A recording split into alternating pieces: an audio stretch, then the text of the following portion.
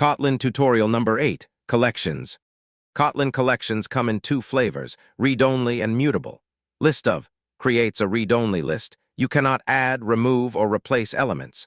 Mutable list of creates a list you can modify. Always prefer the read-only variant. Only reach for mutable when you genuinely need to change the collection after creation.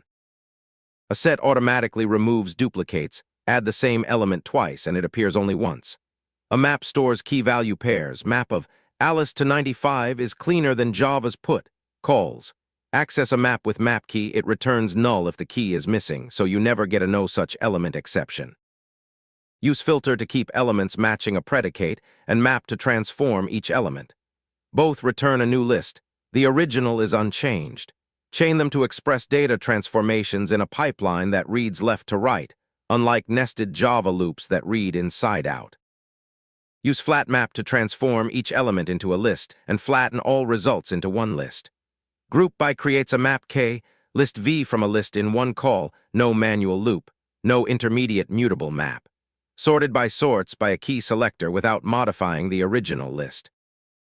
Use reduce to accumulate a collection into a single value starting from the first element. Use fold to start from an explicit initial value, safer, because it works on empty collections without throwing. Zip pairs elements from two lists at the same index into a list of pair values. Chain collection operations to build readable data pipelines. Filter right arrow map right arrow sorted by right arrow take, N reads naturally in English. The collection is copied at each step, so use as sequence before a long chain to make it lazy and avoid intermediate allocations on large datasets.